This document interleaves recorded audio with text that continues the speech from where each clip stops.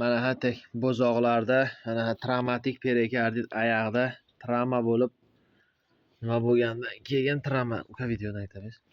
Shurga bilan bog'lab. Mana travmada mana oyoq qismida polni mana qolib travmada kuchli ichidan abseslar.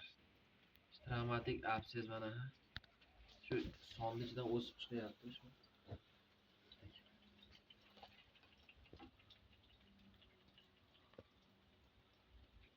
Xudo xolasa operatsiyamiz ham yaxshi ketyapti.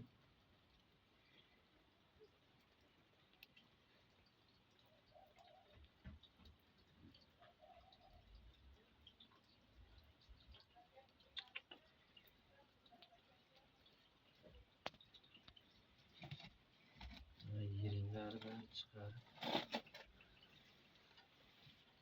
Tak. Xushyor bo'linglar.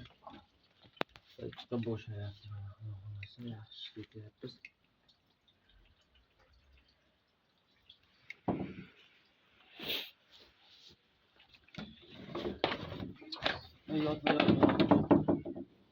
Mana yotmi yotaversinlar.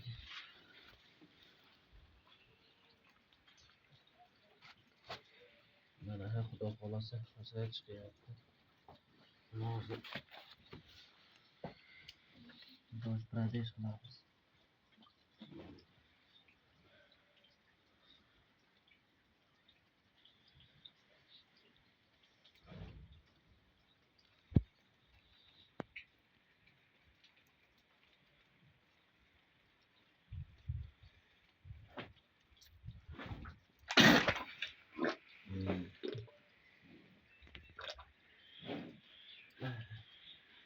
Xudo xolasa